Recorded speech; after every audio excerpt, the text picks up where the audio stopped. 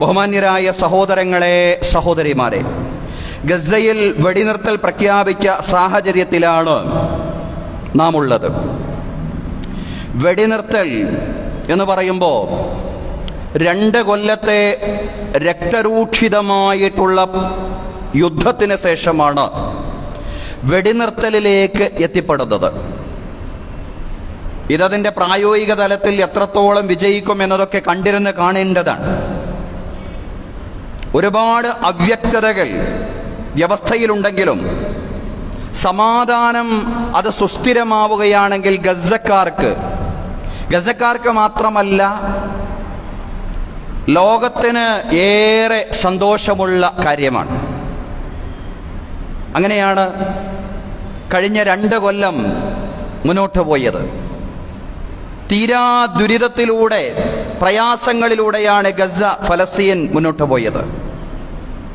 ഇനി വെടിനിർത്തൽ പ്രഖ്യാപിക്കപ്പെട്ടതിന് ശേഷമുള്ള നാളുകളിൽ എന്തൊക്കെയാണ് സംഭവിക്കാൻ പോകുന്നതെന്ന് പറയുക സാധ്യമല്ല.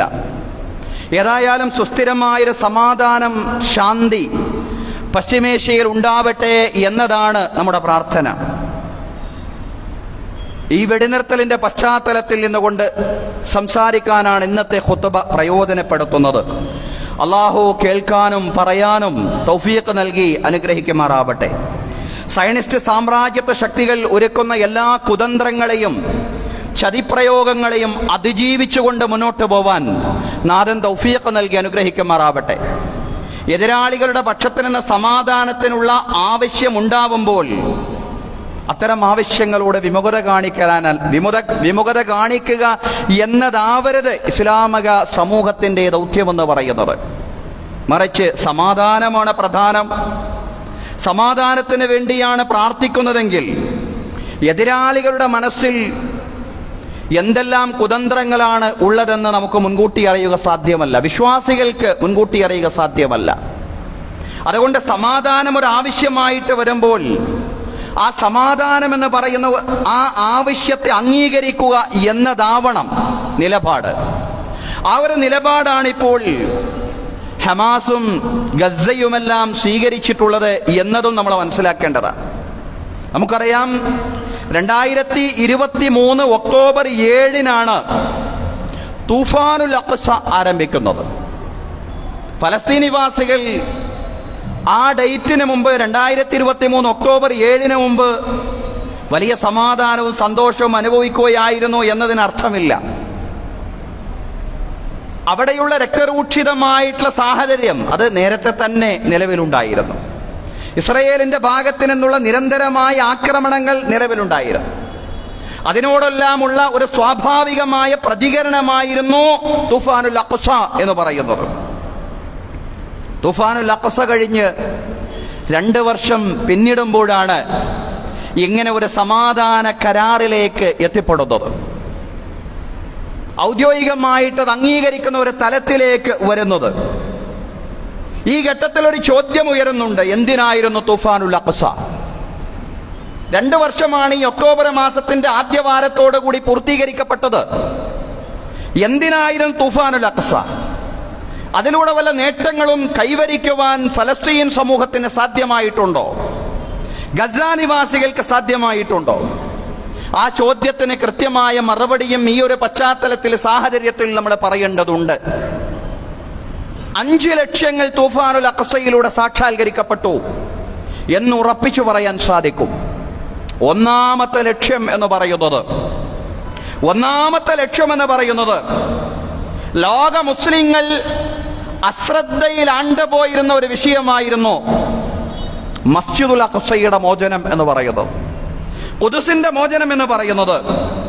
ഖുദ്സിന്റെ മോചനം, മസ്ജിദുൽ അഖ്സയുടെ മോചനം എന്ത് വില കൊടുത്തും സാക്ഷാത്കരിക്കപ്പെടണം എന്ന ഒരു വലിയ പാഠമാണ് ഗസാവികൾ, ഫലസ്തീനികൾ, ഹമാസിന്റെ പോരാളികൾ, ആ പോരാട്ടത്തിനെ മുന്നിൽ നിന്നും പിന്നിൽ നിന്നും നയിച്ചവർ, അവരെല്ലാവരും പറഞ്ഞത്.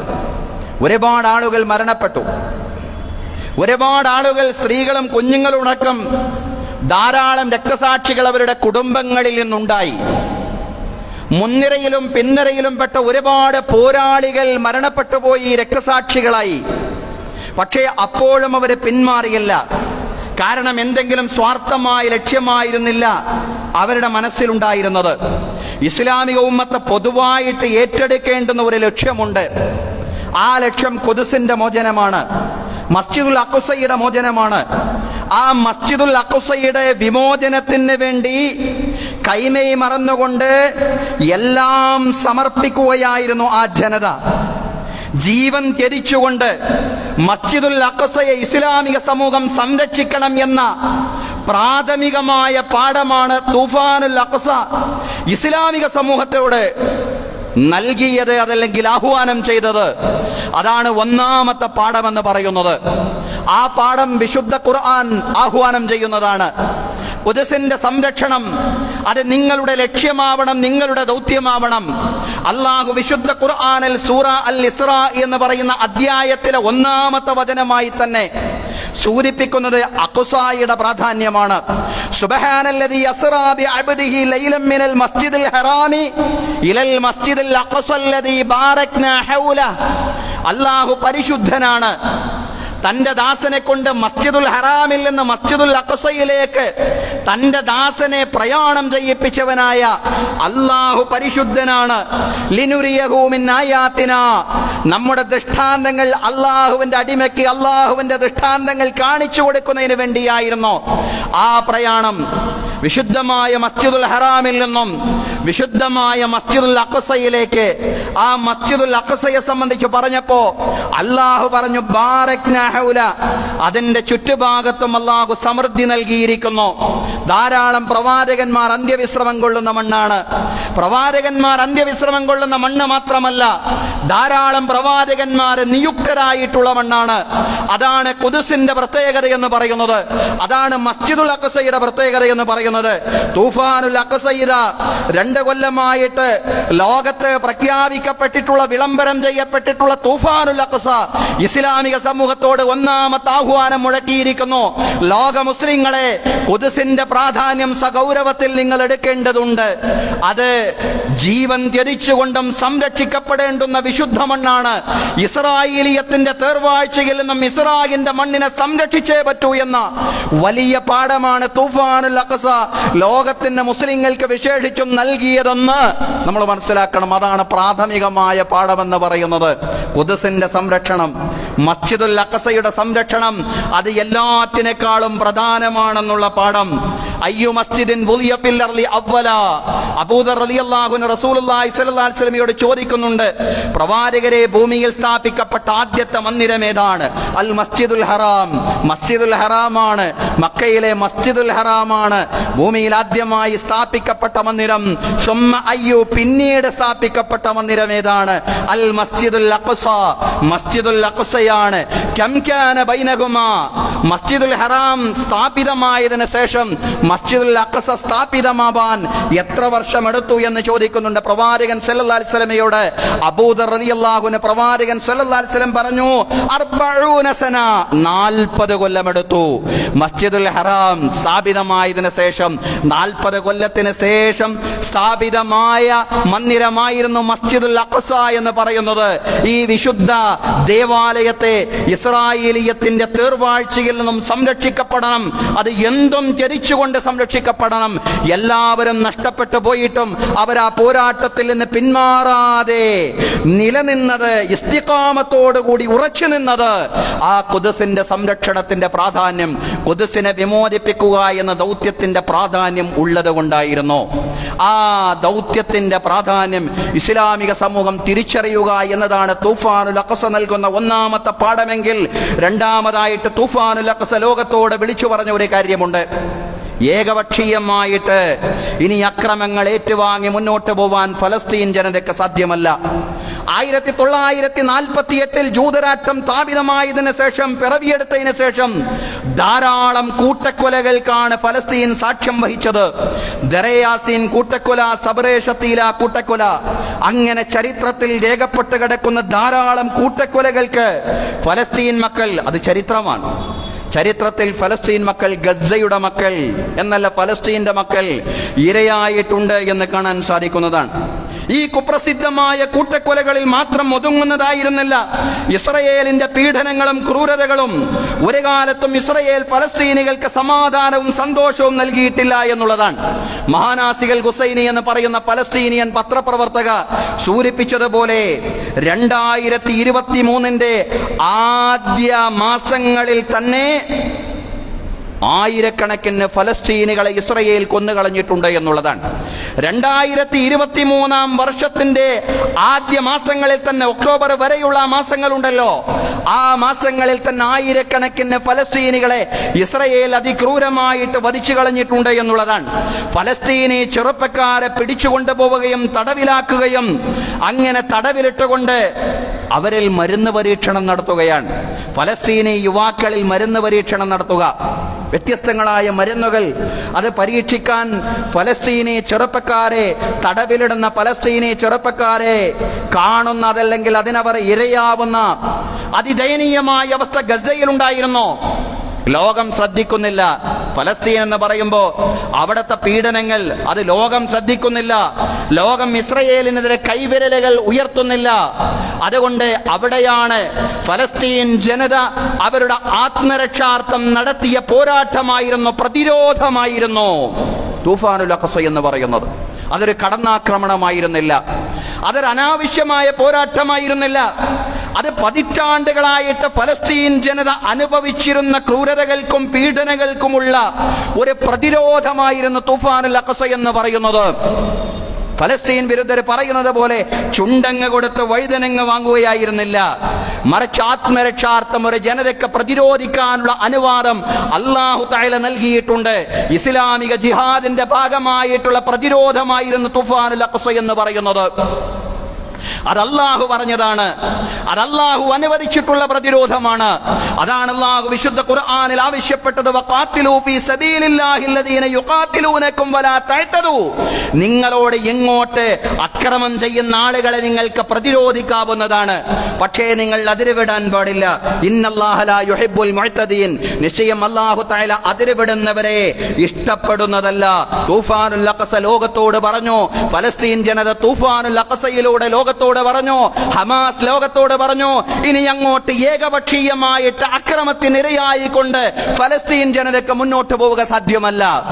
ഫലസ്തീനികൾ ആക്രമിക്കപ്പെടുന്നുവെങ്കിൽ ഇനി പ്രതിരോധമുണ്ടാകും, ശക്തമായ പ്രതിരോധമുണ്ടാകും, ഓർക്കാപ്പുറത്തുള്ള പ്രതിരോധമുണ്ടാകും. ഇസ്രയേൽ അത് ഓർത്ത് വെച്ചാൽ നല്ലതാണെന്നുള്ള വലിയ പാഠം നൽകിക്കൊണ്ടാണ് നമ്മളിപ്പോൾ കാണുന്ന സമാധാന കരാറിലേക്ക് ഗസ എത്തിപ്പെടുന്നത് എന്ന് നമ്മൾ മനസ്സിലാക്കേണ്ടതുണ്ട്. തൂഫാനുൽ അഖ്സ അതിന്റെ നേട്ടങ്ങൾ കൈവരിച്ചോ എന്ന് ചോദിച്ചാൽ, തൂഫാനുൽ അഖ്സ അതിന്റെ നേട്ടങ്ങളിലൂടെ പ്രയാണം നടത്തുന്നു എന്ന് പറയേണ്ടി വരും. അതൊരു പരാജയമായിരുന്നില്ല, അത് ഫലസ്തീന്റെ മുന്നോട്ടുള്ള ഗമനത്തിലുള്ള ഒരു കാൽവെപ്പായിരുന്ന സഹോദരങ്ങളെ. മൂന്നാമതായി തൂഫാനുൽ അഖ്സ ലോകത്തോട് പറഞ്ഞത്, ഒരു ജനത ഭൗതികമായിട്ട് എത്രമാത്രം ദുർബലമാണെങ്കിലും ഈമാനികമായ കരുത്തുണ്ടെങ്കിൽ, അള്ളാഹുവിന്റെ സഹായമുണ്ടെങ്കിൽ അവരെ തോൽപ്പിക്കാൻ ലോകത്തൊരു വൻശക്തിക്കും സാധ്യമല്ല, ഒരു അമേരിക്കക്കും സാധ്യമല്ല, ഒരു സയനിസ്റ്റുകൾക്കും സാധ്യമല്ല, ഒരു ഇസ്രയേലിനും സാധ്യമല്ല, ഒരു സാമ്രാജ്യത്വ സയനിസ്റ്റ് ശക്തിക്കും. ഈമാനും തഖ്വയുമുള്ള, ഈമാനികമായ കരുത്തുള്ള, അള്ളാഹുവിന്റെ സഹായത്തിന് അർഹമായ നിലവാരത്തിലേക്ക് തഖ്വ എത്തിപ്പെട്ടിട്ടുള്ള ഒരു ജനതയെ തോൽപ്പിക്കാൻ സാധ്യമല്ലെന്നുള്ള വലിയ പാഠം നൽകിക്കൊണ്ടാണ് തൂഫാനുൽ അഖ്സ 2 വർഷത്തിന് ശേഷം സമാധാന കരാറിലേക്ക് എത്തിപ്പെടുന്നത് എന്ന് നമ്മൾ മനസ്സിലാക്കേണ്ടതുണ്ട്. കേവലം 362 ചതുരശ്ര കിലോമീറ്റർ ആണ് ഗസയുടെ വിസ്തൃതി എന്ന് പറയുന്നത്. എത്ര ചെറിയ രാജ്യമാണ് ആ രാജ്യം. ആ ഒരു ചെറു രാജ്യത്തെ തോൽപ്പിക്കാൻ ലോകത്തിലെ വൻശക്തികളെന്ന് വീമ്പിളക്കുന്ന അമേരിക്കക്കും ഇസ്രയേലിനും എത്ര വംശഹത്യകൾ നടത്തിയിട്ടും സാധ്യമായില്ല എന്നുള്ളതാണ്. അവരുടെ ലക്ഷ്യം കൈവരിക്കാൻ സാധ്യമായില്ല. അതാണ് തോൽവി എന്ന് പറയുന്നത്. ഒരു യുദ്ധത്തിലെ തോൽവി എന്ന് പറയുന്നത് ലക്ഷ്യം കൈവരിക്കുന്നിടത്തുള്ള പരാജയമാണ്. ഒരുപാട് ആളുകളെ കൊന്നുകളഞ്ഞു എന്നതുകൊണ്ട് യുദ്ധത്തിൽ ജയിച്ചു, യുദ്ധം നേടി. യുദ്ധത്തിൽ സത്യത്തിൽ ആരും നേടുന്നില്ല, പക്ഷേ അത് സാമാന്യമായ അർത്ഥത്തിൽ പോലും നേടി എന്ന് പറയുക സാധ്യമല്ല. പശ്ചിമേഷ്യയിൽ നടന്ന പോരാട്ടത്തിൽ ഇസ്രയേലോ അമേരിക്കയോ മുന്നേറി എന്ന് പറയുക സാധ്യമല്ല, പരാജയമായിരുന്നു. കാരണം അവർക്ക് പിടിച്ചു നിൽക്കാൻ കഴിഞ്ഞില്ല എന്നുള്ളതാണ്. ഇത്ര ചെറുസംഘത്തോട് അവർക്ക് പിടിച്ചു നിൽക്കാൻ കഴിഞ്ഞില്ല. ഈ ചെറുസംഘം എങ്ങനെ അതിജീവിച്ചു എന്ന് ചോദിച്ചാൽ അത് ഈമാനിന്റെ കരുത്തുകൊണ്ട് അതിജീവിച്ചു എന്നുള്ളതാണ്. ഈമാനിന്റെ കരുത്തുകൊണ്ട് വിശ്വാസികളെ നിങ്ങൾ അതിജീവിക്കും, അത് ഖുർആൻ പറഞ്ഞതാണ്. കമ്മിൻ ഫിഅത്തിൻ ഖലീലത്തിൻ ഗലബത് ഫിഅത്തൻ കസീറത്തൻ ബിഇദ്നില്ലാഹ്. എത്രയെത്ര ചെറുസംഘങ്ങളാണ് അള്ളാഹുവിന്റെ പ്രത്യേകമായ അനുമതിയോടുകൂടി വലിയ വലിയ സംഘങ്ങളെ പരാജയപ്പെടുത്തിയിട്ടുള്ളത്. വല്ലാഹു മഅസ് സ്വാബിരീൻ. അള്ളാഹു ക്ഷമാലുക്കളുടെ കൂടെയാണ്. നിങ്ങൾക്ക് ക്ഷമയുണ്ടോ, നിങ്ങൾക്ക് തഖ്വയുണ്ടോ, നിങ്ങൾക്ക് ഈമാനുണ്ടോ? അൻതുമുൽ അഅലൗന ഇൻ കുൻതും മുഅ്മിനീൻ. ഈമാനുള്ളവരെ, നിങ്ങൾ തന്നെയാണ് അത്യുന്നതർ. നിങ്ങൾ മറ്റുള്ളവരുടെ മുമ്പിൽ നിങ്ങളുടെ ശിരസ് നമിക്കുന്നില്ല എങ്കിൽ, അള്ളാഹുവിന്റെ മുമ്പിൽ മാത്രമേ നിങ്ങൾ തലകുനിക്കൂ എങ്കിൽ, തീർച്ചയായിട്ടും അള്ളാഹു നിങ്ങളെ ഏറ്റെടുത്തിരിക്കുന്നു എന്നാണ് തുഫാനുൽ അഖ്സ ലോകത്തോട് പറഞ്ഞത് എന്നുള്ളതാണ്. ഒരർത്ഥത്തിൽ ഈ 2 കൊല്ലം കൊണ്ട് നിഷ്കാസിതമാവാൻ സാധ്യതയുള്ള ഒരു ജനതയായിരുന്നു അത്. അതിന് മാത്രം ശക്തരായിരുന്ന ആയുധബലം കൊണ്ടും ഭൗതിക ശക്തി കൊണ്ടും എതിർപക്ഷത്ത് ആരാണുള്ളതെന്ന് ചോദിച്ചാൽ അമേരിക്കയാണ്, എതിർപക്ഷത്തുള്ളത് ഇസ്രയേലാണ്. പക്ഷേ അവരെ ഉന്മൂലനം ചെയ്യാൻ എന്ന് പറഞ്ഞാൽ ഫലസ്തീൻ ജനതയെ എന്നല്ല, ഹമാസിനെ ഉന്മൂലനം ചെയ്യാൻ ഈ പോരാട്ടത്തിൽ സാധ്യമായില്ല. ലക്ഷ്യം കൈവരിക്കാൻ ഇസ്രയേലിന് സാധ്യമായില്ല എന്നുള്ളതാണ്. തൂഫാനുൽ അഖ്സയ്ക്ക് ഹമാസിനും ഒരു ലക്ഷ്യമുണ്ടായിരുന്നു. ആ ലക്ഷ്യം, ആത്യന്തിക ലക്ഷ്യം എന്താണെന്ന് ചോദിച്ചാൽ പരലോക വിജയമാണ്. ഇസ്ലാമിക ധർമ്മസമരത്തിന്റെ ആത്യന്തിക ലക്ഷ്യം പരലോക വിജയമാണ്. പരലോക വിജയത്തോടൊപ്പം തന്നെ അഖ്സയുടെ മോചനത്തോടൊപ്പം തന്നെ ഹമാസിനൊരു താൽക്കാലിക ലക്ഷ്യമുണ്ടായിരുന്നു.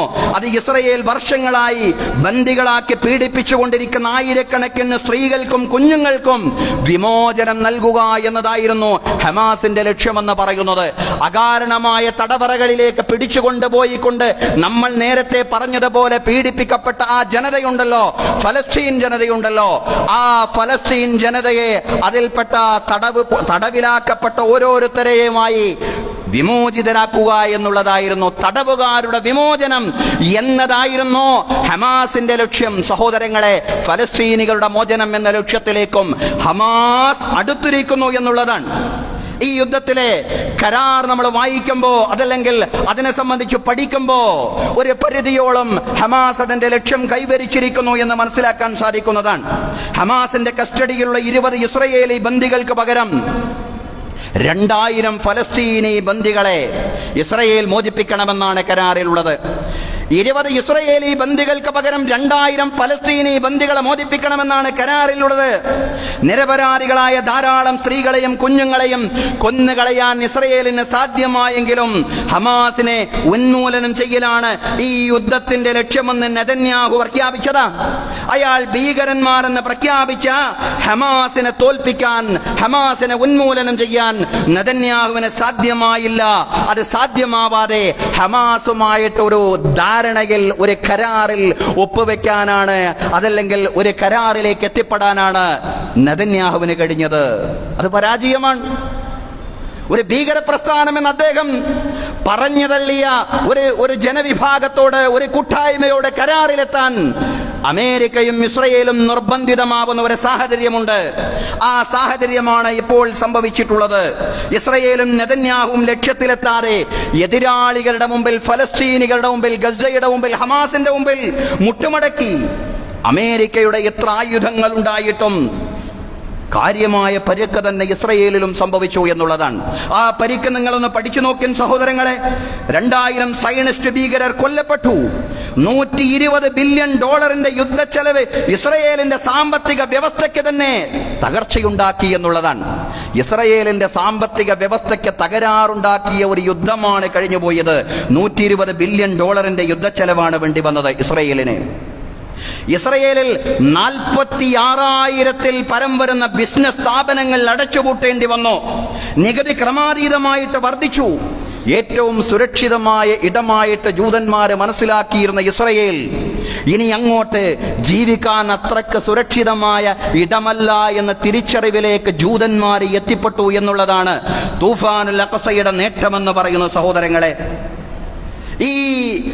ഈ പറയുന്ന ഇസ്രയേലിൽ നിന്നും പ്രയാണം ചെയ്യുന്നവരുടെ എണ്ണം ക്രമാതീതമായിട്ട് വർദ്ധിച്ചുകൊണ്ടിരിക്കുന്നു എന്നും പഠനങ്ങൾ സൂചിപ്പിക്കുന്നു. തൂഫാനുൽ അഖ്സയ്ക്ക് ശേഷം അതാണ് അല്ലാഹു തആല പറഞ്ഞത്, ഇൻ തകൂനു തഅലമൂന ഫഇന്നഹും യഅലമൂന കമാ തഅലമൂൻ വതർജൂന മിനല്ലാഹി മാ ലാ യർജൂൻ വകാന അല്ലാഹു അലീമൻ ഹകീമാ. നിങ്ങൾ വേദനിക്കുന്നുവെങ്കിൽ നിങ്ങൾ ഓർക്കണം, നിങ്ങൾ ചിന്തിക്കണം, അവരും നിങ്ങളെപ്പോലെ വേദന അനുഭവിക്കുന്നുണ്ട്. ഇവിടെ ഫലസ്തീന് മാത്രമല്ല യുദ്ധം പരിക്കുകൾ ഉണ്ടാക്കിയിട്ടുള്ളത്. ഭൗതികമായ പരിക്കുകൾ പരിശോധിക്കുമ്പോൾ ഇസ്രയേലിന്റെ അവസ്ഥ അങ്ങേയറ്റം ലജ്ജാകരമാണ്, നാണക്കേടുണ്ടാക്കുന്നതാണ്. ഫലസ്തീനികളുടെ കയ്യിൽ കൽച്ചീന്തുകളും എവിടെയൊക്കെയോ ഉപേക്ഷിച്ചു പോയ ആയുധങ്ങളും മാത്രമാണ് ഉള്ളതെങ്കിൽ, സഹോദരങ്ങളെ, കൃത്യമായിട്ട് അമേരിക്കയുടെ ആയുധത്തോടു കൂടി പോരാടിയിട്ടും ഇത്ര വലിയ പരിക്കാണ് ഇസ്രയേൽ ഏറ്റുവാങ്ങിയത് എന്ന് മനസ്സിലാക്കേണ്ടതുണ്ട്. അതുകൊണ്ട് ഏറ്റവും സുരക്ഷിതമായ ഇടമായി ജൂതന്മാരെ മനസ്സിലാക്കിയിരുന്ന ഇസ്രയേൽ ഇനി അത്രയ്ക്ക് സുരക്ഷിതമല്ലെന്ന ഒരവസ്ഥയിലേക്ക്, ഒരു മനനത്തിലേക്ക് അവർ എത്തിപ്പെടുന്നു എന്നുള്ളതാണ്. അതാണ് ഖുർആൻ പറഞ്ഞത്, ഇൻ തകൂനു തഅലമൂന ഫഇന്നഹും യഅലമൂന കമാ തഅലമൂൻ. ഇന്ന് നിങ്ങൾ വേദനിക്കുന്നുവെങ്കിൽ നിങ്ങൾ വേദനിക്കുന്നത് പോലെ അവരും വേദനിക്കുന്നുണ്ട്. വതർജൂന മിനല്ലാഹി മാ ലാ യർജൂൻ. പക്ഷേ അവരെ പ്രതീക്ഷിക്കാത്തതാണ് നിങ്ങളുടെ പ്രതീക്ഷ എന്ന് പറയുന്നത്. വകാന അല്ലാഹു അലീമൻ ഹകീമാ. അല്ലാഹു തആല എല്ലാം അറിയുന്നവനും അങ്ങേയറ്റം യുക്തിജ്ഞനുമാണ്. സഹോദരങ്ങളെ, ഇസ്രയേലിന്റെ വ്യക്തമായ പരാജയം തന്നെയാണ് ഇവിടെ സംഭവിച്ചിട്ടുള്ളത്. അതുകൊണ്ടാണ് ഇന്നലെയും നെതന്യാഹു പറഞ്ഞത്, ഇസ്രയേൽ മന്ത്രിസഭ അംഗീകരിച്ചാൽ മാത്രമേ വെടിനിർത്തൽ കരാറിന് പ്രാബല്യമുണ്ടാകൂ. ഇത് അംഗീകരിക്കുമോ എന്ന് നെതന്യാഹുവിന് ആശങ്കയാണ്. ഇത് ഇസ്രയേലിന് മാത്രം നേട്ടങ്ങൾ ഉണ്ടാക്കിയ ഒരു കരാറായിരുന്നുവെങ്കിൽ നെതന്യാഹു എന്തിനാശങ്കപ്പെടണം? പക്ഷേ നെതന്യാഹുവിന് ആശങ്കയുണ്ട് എന്നുള്ളതാണ്. നാലാമതായിട്ട് തൂഫാനുൽ അഖ്സയുടെ നേട്ടമെന്ന് പറയുന്നത്, അള്ളാഹുവിന് എപ്രകാരമാണ് ജീവിതത്തെ സമർപ്പിക്കേണ്ടത്, അള്ളാഹുവിന് എപ്രകാരമാണ് ജീവിതത്തെ സമർപ്പിക്കേണ്ടത് എന്നതിന്റെ ഒരു സമകാലിക മാതൃക ലോകത്തിന് സമർപ്പിക്കുവാൻ തൂഫാനുൽ അഖ്സയിലൂടെ ഗസ നിവാസികൾക്ക് സാധ്യമായി എന്നുള്ളതാണ്. വലിയ ദുരിതങ്ങൾ അവർ ഏറ്റുവാങ്ങി. നമുക്കറിയാം, ഔദ്യോഗിക കണക്കനുസരിച്ച് 65,000-ൽ പരം വരുന്ന ആളുകൾ രക്തസാക്ഷികളായി. അനൗദ്യോഗിക കണക്കനുസരിച്ച് 1,00,000-ഓളം അടുത്ത് 85,000-ഓളം ആളുകൾ എന്നും പറയുന്നുണ്ട്. 85,000-ഓളം ആളുകൾ ഫലസ്തീനികൾ രക്തസാക്ഷികളായി എന്നുള്ളതാണ്. അത്ര വലിയ ദുരിതങ്ങളും അത്ര വലിയ പ്രയാസങ്ങളും മരണങ്ങളുമെല്ലാം ഫലസ്തീനികൾ ഏറ്റുവാങ്ങി. അവർ അള്ളാഹുവിന്റെ ശത്രുവിന്റെ മുമ്പിൽ പോരാടിക്കൊണ്ട് മരണപ്പെട്ടു. ചില ആളുകളൊക്കെ പറഞ്ഞു, തുരങ്കങ്ങളിൽ ഇരുന്നു കൊണ്ട് ഹമാസ് നേതാക്കൾ സുഖിയൻ ജീവിതം നയിക്കുകയാണ്. പക്ഷേ നമ്മൾ കണ്ടു, ഹമാസ് നേതാക്കൾ തുരങ്കങ്ങളിൽ നിന്ന് വിശ്രമിക്കുകയും സുഖജീവിതം നയിക്കുകയുമായിരുന്നില്ല, മറിച്ച് പോരാളികളുടെ മുന്നിൽ നിന്നുകൊണ്ട് നയിക്കുകയായിരുന്നു.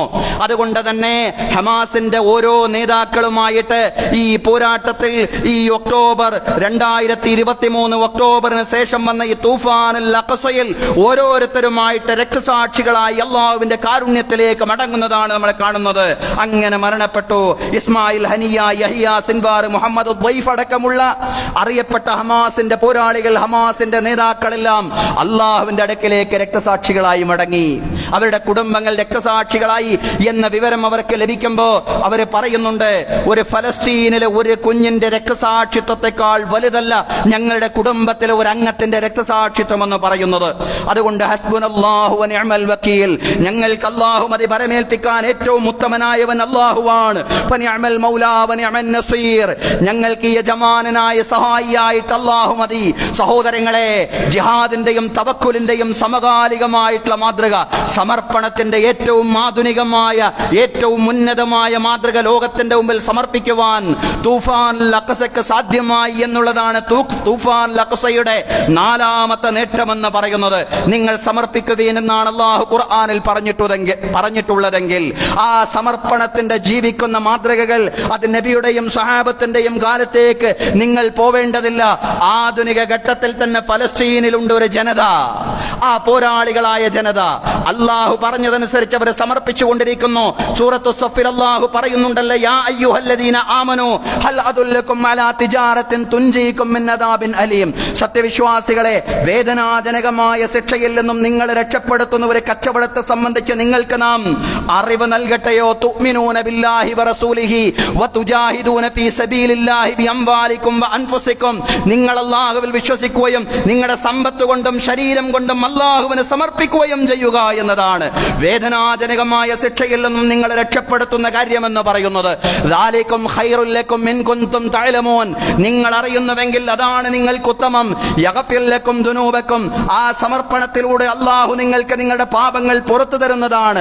വയദ്ഖുൽകും ജന്നാത്തിൻ തജ്രി മിൻ തഹ്തിഹൽ അൻഹാർ. ആറുകൾ ഒഴുകിക്കൊണ്ടിരിക്കുന്ന സ്വർഗ്ഗത്തിൽ അല്ലാഹു നിങ്ങളെ പ്രവേശിപ്പിക്കുന്നതാണ്. വമസാകിന ത്വയ്യിബത്തൻ ഫീ ജന്നാത്തി അദ്ൻ. ആ സ്വർഗ്ഗത്തിലെ ഉന്നതമായ താമസ സൗധങ്ങളിൽ നിങ്ങൾക്ക് പ്രവേശനം ഉണ്ടായിരിക്കുന്നതാണ്. ദാലികൽ ഫൗസുൽ അലീം.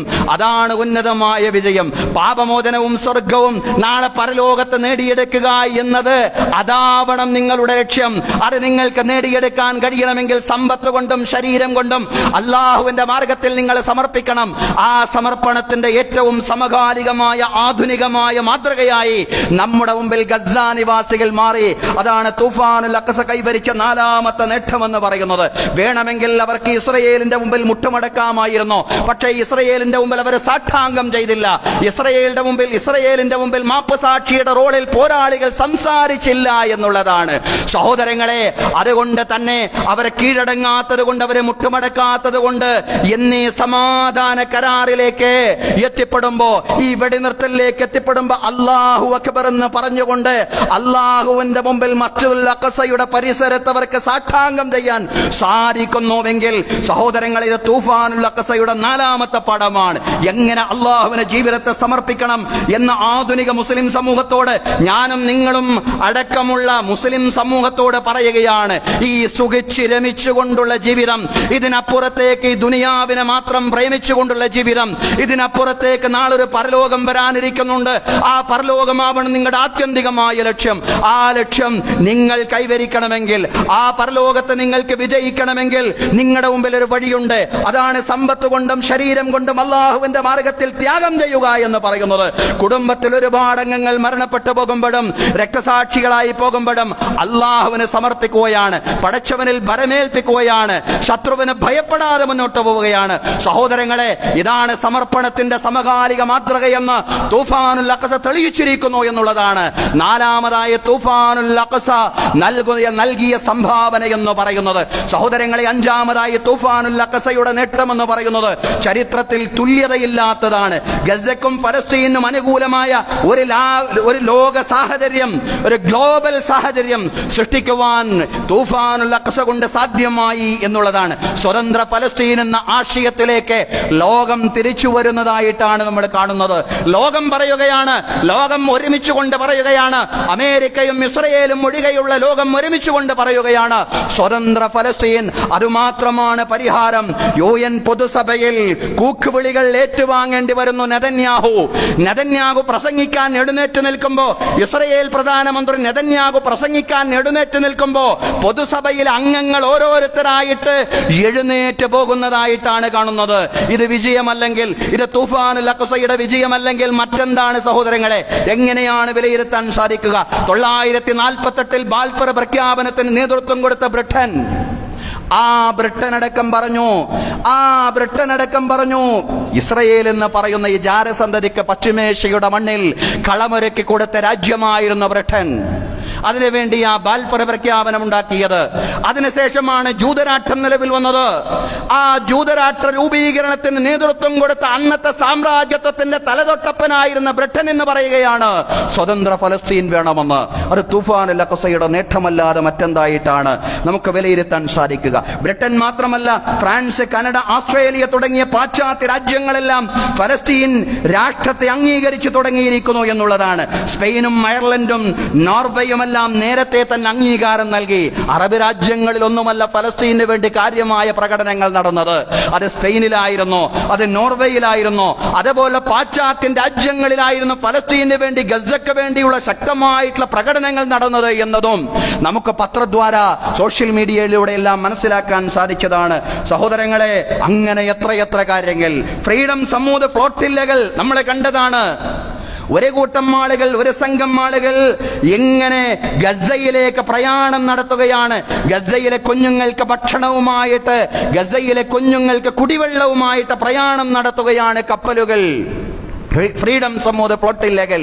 അതൊക്കെ ചരിത്രത്തിലെ നിർണായകമായിട്ടുള്ള വഴിത്തിരിവായിട്ട് തന്നെയാണ് സഹോദരങ്ങളെ നമ്മൾ മനസ്സിലാക്കേണ്ടത്. ട്രംപിന് പറയേണ്ടി വന്നു, നെതന്യാഹു യുദ്ധം നിർത്തണം, ഇനി താങ്കൾ യുദ്ധം ചെയ്യുകയാണെങ്കിൽ താങ്കൾ യുദ്ധം ചെയ്യുന്നത് ലോകത്തോടാണ്, ഫലസ്തീനികളോട് മാത്രമല്ല, ഗസയോട് മാത്രമല്ല. ഇനിയും യുദ്ധം തുടരുകയാണെങ്കിൽ താങ്കളുടെ യുദ്ധം അത് ലോകത്തോടുള്ള യുദ്ധമാണെന്ന് ട്രംപ് പറയാതെ പറയുകയായിരുന്നു. യഥാർത്ഥത്തിൽ ഈ വെടിനിർത്തൽ ആ ഒരു അർത്ഥത്തിൽ തന്നെയാണ് സഹോദരങ്ങളെ നമ്മളത് മനസ്സിലാക്കേണ്ടത്. ഇത്തരം ഒരു സാഹചര്യത്തിലാണ് ട്രംപിനും നെതന്യാഹുവിനും ഒരു വെടിനിർത്തലിനെ കുറിച്ച് ചിന്തിക്കേണ്ടി വന്നത് തന്നെ. സഹോദരങ്ങളെ, റസൂലുള്ള പറഞ്ഞ ആ പ്രവചനം അത് പുലരുന്ന അവസ്ഥയാണ്. ഞാനും ചിന്തിച്ചു, എന്താ പ്രവാചകൻ സല്ലല്ലാഹു അലൈഹി വസല്ലം ഇങ്ങനെ പറഞ്ഞതെന്ന്. പക്ഷേ പ്രവാചകൻ പറഞ്ഞ ഒരു സാഹചര്യത്തിലേക്ക് ലോകം വരുന്നു എന്നുള്ളതാണ്. റസൂലുള്ളാഹി സ്വല്ലല്ലാഹു അലൈഹി വസല്ലം പറഞ്ഞു, ലാ തഖൂമു സ്സഅതു ഹത്താ യുഖാതിലൽ മുസ്ലിമൂനൽ യഹൂദ്. മുസ്ലിങ്ങൾ ജൂതന്മാരെ പരാജയപ്പെടുത്തുന്നത് വരെ അന്ത്യദിനം സംഭവിക്കുകയില്ല. ഫയഖ്തബിഉൽ യഹൂദു വറാഅൽ ഹജരി വശദർ. ജൂതന്മാരെ മരത്തിന്റെയും കല്ലിന്റെയും പിന്നിൽ ഒളിച്ചിരിക്കും. ഫയഖൂലുൽ ഹജറു വശദർ. അപ്പോൾ കല്ലും മരവും പറയും, ഹാദാ യഹൂദിയുൻ ഖൽഫി തആൽ ഫഖ്തുൽഹു. ഇതാ എന്റെ പിന്നിൽ ഒരു സൈനിസ്റ്റ് ഇരിക്കുന്നു, അവനെ വന്നുകൊണ്ട് ഇല്ലാതെയാക്കണം. അക്രമിയായ, കാഭാലികനായ, ക്രൂരനായ, കുഞ്ഞുങ്ങളെ കൊന്നുകളഞ്ഞ സൈനിസ്റ്റ് ഇതാ എന്റെ പിന്നിൽ പതിയിരിക്കുന്നു എന്ന് കല്ലും മരവും പറയും. എന്ന് പറഞ്ഞാൽ ലോകം മുഴുക്കയും പറയും. അത്തരം ഒരു സാഹചര്യത്തിലേക്ക് പശ്ചിമേഷ്യ അടുക്കുന്നു എന്നുള്ളതാണ് തൂഫാനുൽ അഖ്സയുടെ 5ാമത്തെ നേട്ടം എന്ന് പറയുന്നത്. ഫലസ്തീൻ എന്ന് പറയുന്ന, അതല്ലെങ്കിൽ സ്വതന്ത്ര ഫലസ്തീൻ എന്ന് പറയുന്ന ആശയത്തെ ലോകം ഏറ്റെടുത്തു എന്നുള്ളതാണ് തൂഫാനുൽ അഖ്സയുടെ 5ാമത്തെ നേട്ടം എന്ന് പറയുന്നത്. നമ്മുടെ ഇന്ത്യക്കും ഒരു ഫലസ്തീൻ അനുകൂല നിലപാടുണ്ടായിരുന്നു. അതായിരുന്നു ഗാന്ധിജിയുടെ നിലപാട്, അതായിരുന്നു നെഹ്റുവിന്റെ നിലപാട്.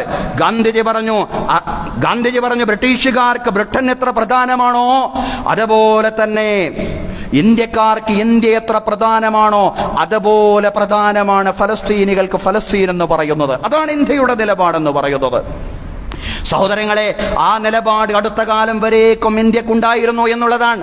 അവസാനം അടൽ ബിഹാരി വാജ്പേയിയുടെ ഒരു പ്രസംഗത്തിലടക്കം അദ്ദേഹം പറയുന്നുണ്ടല്ലോ, ഇസ്രയേൽ ഫലസ്തീൻ മണ്ണ് വിട്ടുപോകണം, ഇസ്രയേൽ ഫലസ്തീൻ മണ്ണ് വിട്ടുപോകണം എന്ന് പറഞ്ഞവരിൽ ഇന്ത്യയുടെ പ്രധാനമന്ത്രിയായിരുന്ന അടൽ ബിഹാരി വാജ്പേയി, അദ്ദേഹം ആരെ പ്രതിനിധീകരിക്കുന്ന ആളായിരുന്നു എന്നെല്ലാം തന്നെ, ഏത് രാഷ്ട്രീയ പ്രസ്ഥാനത്തെ പ്രതിനിധീകരിക്കുന്ന ആളായിരുന്നു എന്നെല്ലാം നമുക്ക് അറിയാവുന്നതാണ്. ഇന്ത്യയുടെ നിലപാട് അദ്ദേഹത്തിന് പോലും പറയേണ്ടി വന്നു എന്നുള്ളതാണ്. എന്നാൽ ഇന്ന് ഇന്ത്യ ഇസ്രയേൽ സൗഹൃദ രാജ്യമായി മാറുന്നു എന്നുള്ളത് ഏറെ ലജ്ജാകരമാണ്. ഇന്ത്യയിലെ ജനങ്ങളല്ല, ഇന്ത്യൻ ഭരണകൂടം നിസ്സംഗമായ നിലപാട് സ്വീകരിക്കുന്നു. ലോകരാഷ്ട്രങ്ങൾ ഫലസ്തീൻ പക്ഷത്തേക്ക് ശരിയായി ചിന്തിക്കുമ്പോൾ ഇന്ത്യ നിസ്സംഗമായ നിലപാട് സ്വീകരിക്കുന്നു എന്ന് മാത്രമല്ല, പ്രതിരോധ മേഖലയിലടക്കം ഇസ്രയേലുമായി സഹകരിക്കുന്ന ദൗർഭാഗ്യകരമായ ഒരു സാഹചര്യമാണ് രാജ്യത്തുള്ളത്. കേന്ദ്ര ഭരണകൂടം ഈ ഇസ്രയേൽ സൗഹൃദ നിലപാട് കൈവെടിയണം, അതിൽ നിന്ന് പിന്മാറണമെന്നാണ് നമുക്ക് പറയാനുള്ളത്. മാനുഷാത, അരുത് കാട്ടാള, അരുതെന്ന് പറഞ്ഞ മഹർഷിമാരുടെ പാരമ്പര്യമാണ് ഈ രാജ്യത്തിനുള്ളത്. ഈ രാജ്യത്തിന് ഒരിക്കലും തന്നെ കുഞ്ഞുങ്ങളെയും സ്ത്രീകളെയും കൊന്നുകളയുന്ന കാഭാരികരുടെ, ക്രൂരന്മാരുടെ കൂടെ നിൽക്കുവാൻ സാധിക്കില്ല. അത് തന്നെയാണ് ഇസ്രയേലിന്റെ കൂടെ നിൽക്കാതിരിക്കാനുള്ള ഏറ്റവും വലിയ ന്യായമെന്ന് പറയുന്നത്. അതുകൊണ്ട് ഇന്ത്യയുടെ നിലപാട് ഇസ്രയേൽ വിരുദ്ധ നിലപാടാവണം, ഇന്ത്യയുടെ നിലപാട് ഫലസ്തീൻ അനുകൂല നിലപാടാവണം. അതുകൊണ്ട് വെടിനിർത്തൽ അത് സംഭവിച്ചാലും സഹോദരങ്ങളെ, നമുക്കൊരു നിലപാടുണ്ട്. വിശ്വാസികൾ എന്ന നിലയ്ക്കും പൗരന്മാർ എന്ന നിലയ്ക്കും നമുക്കൊരു നിലപാടുണ്ട്. ആ നിലപാട് അള്ളാഹുവോട് പ്രാർത്ഥിക്കുക. കുതന്ത്രത്തിനുള്ളൊരു അവസരമായി, ചതിപ്രയോഗത്തിനുള്ള അവസരമായി ഈ വെടിനിർത്തൽ മാറാതിരിക്കാൻ അള്ളാഹുവിനോട് പ്രാർത്ഥിക്കുക. അതാണ് നമ്മുടെ പ്രാർത്ഥനയാണ്. ഒന്നാമത്തേത്, അള്ളാഹു എല്ലാ കുതന്ത്രങ്ങളിൽ നിന്നും ഗസ നിവാസികളെയും ലോകത്തുള്ള വിശ്വാസികളെയും മർദ്ദിത സമൂഹത്തെയും എല്ലാവരെയും അള്ളാഹു തആല രക്ഷപ്പെടുത്തി അനുഗ്രഹിക്കുമാറാവട്ടെ. രണ്ടാമത്തേത് ബോയ്ക്കോട്ടിംഗ് എന്നുള്ളതാണ്, ബഹിഷ്കരണം എന്നുള്ളതാണ്. യുദ്ധം അവസാനിച്ചു എന്നതുകൊണ്ട് ബഹിഷ്കരണം എന്ന് പറയുന്ന നിലപാട് അവസാനിപ്പിക്കരുത്. യഥാർത്ഥത്തിൽ ഈ സയനിസ്റ്റുകളെ സംരക്ഷിക്കുന്നതിന് അമേരിക്ക ഇസ്രയേലിന്റെ കൂടെ തന്നെയുണ്ട്. അതുകൊണ്ട് അമേരിക്കൻ ഇസ്രയേൽ ഉൽപ്പന്നങ്ങൾ കഴിവിന്റെ പരമാവധി ബഹിഷ്കരിക്കുക എന്നുള്ളതാണ് നമ്മുടെ ജീവിതത്തിന്റെ ഒരു നിലപാടായിട്ട് നമ്മൾ സ്വീകരിക്കേണ്ടത് സഹോദരങ്ങളെ. അതോടൊപ്പം തന്നെ വഞ്ചനകളെ സംബന്ധിച്ചുള്ള കരുതലോടുകൂടി സമാധാനത്തെ സ്വാഗതം ചെയ്യുക. ഇതാ സമാധാനത്തിലേക്ക് വന്നിരിക്കുന്നു. ഫലസ്തീൻ ജനത അല്ലെങ്കിൽ ഗസ നിവാസികൾ പൂർണ്ണ സമാധാനത്തിലേക്ക് വരട്ടെ എന്നുള്ളതാണ് പ്രാർത്ഥന. അള്ളാഹു പൂർണ്ണമായ സമാധാനം ആ പ്രദേശത്തിന്, ഗസ നിവാസികൾക്ക്, നല്ല പശ്ചിമേഷ്യക്ക്, ലോകത്തിനുടനീളം നൽകുമാറാവട്ടെ. സഹോദരങ്ങളെ, സമാധാനത്തിന് വേണ്ടി ശത്രുപക്ഷത്തിന് ആവശ്യം വന്നാൽ നിങ്ങൾ അതിനോട് സഹകരിക്കണമെന്ന ഖുർആനികമായ കൽപ്പന പ്രകാരമാണ് ഹമാസിനെ പോലുള്ള ഇസ്ലാമിക പ്രസ്ഥാനങ്ങൾ, പോരാട്ട പ്രസ്ഥാനങ്ങൾ ഇതുപോലുള്ള സമാധാന കരാറിലേക്കും എത്തിപ്പെടുന്നത്. പ്രതിരോധിക്കുന്നതും ഇസ്ലാമിന്റെ അടിത്തറയിൽ നിന്നുകൊണ്ടാണ് ഹമാസ്. അതുപോലെ തന്നെ സമാധാനത്തിലേക്ക് വരുന്നതും എന്തെങ്കിലും നിർബന്ധിത സാഹചര്യം കൊണ്ടല്ല, മറിച്ച് ഖുർആനിന്റെ ആവശ്യമാണ്. അത് അള്ളാഹുവിന്റെ കൽപ്പനയാണ്. അള്ളാഹു പറയാണ്, അവരെ സമാധാനത്തിന് വേണ്ടി ആവശ്യപ്പെടുകയാണെങ്കിൽ, അവരെ സമാധാനത്തിന് വേണ്ടി ചിറക് വിരിക്കുകയാണെങ്കിൽ നിങ്ങളും നിങ്ങളുടെ ചിറകുകൾ താഴ്ത്തിക്കൊടുക്കണം. തുടർന്ന് അള്ളാഹുവിൽ നിങ്ങൾ ഭരമേൽപ്പിക്കണം. അവർ ചതിക്കുമല്ലോ എന്ന മുൻധാരണയോടുകൂടി സമാധാനത്തിലേക്ക് വരാതിരിക്കരുത്. എല്ലാം പടച്ചവനിൽ അർപ്പിക്കുക, അള്ളാഹുവിൽ ഭരമേൽപ്പിച്ചുകൊണ്ട്. സമാധാന കരാറിനെ നിങ്ങളും അംഗീകരിക്കണമെന്ന് ഖുർആൻ പറയുകയാണ്. ഇന്നഹു ഹുവസ് സമീഉൽ അലീം, നിശ്ചയം അല്ലാഹു തആല എല്ലാം കേൾക്കുന്നവനും എല്ലാം അറിയുന്നവനുമാണ്. അള്ളാഹു ശരിയായ നിലപാട് സ്വീകരിക്കുവാൻ ഫലസ്തീനികൾക്കും ഗസ നിവാസികൾക്കും മുസ്ലിങ്ങൾക്കും ലോകത്തുള്ള മർദ്ദിത ജനവിഭാഗങ്ങൾക്കുമെല്ലാം തൗഫീഖ് നൽകി അനുഗ്രഹിക്കുമാറാവട്ടെ. അഖൂലു ഖൗലി ഹാദാ വ അസ്തഗ്ഫിറുല്ലാഹ ലീ വലക്കും. ഇന്നല്ലാഹ വ മലായികതഹു യുസല്ലൂന അലൻ നബി യാ അയ്യുഹല്ലദീന ആമനൂ സ്വല്ലൂ അലൈഹി വസല്ലിമൂ തസ്ലീമാ.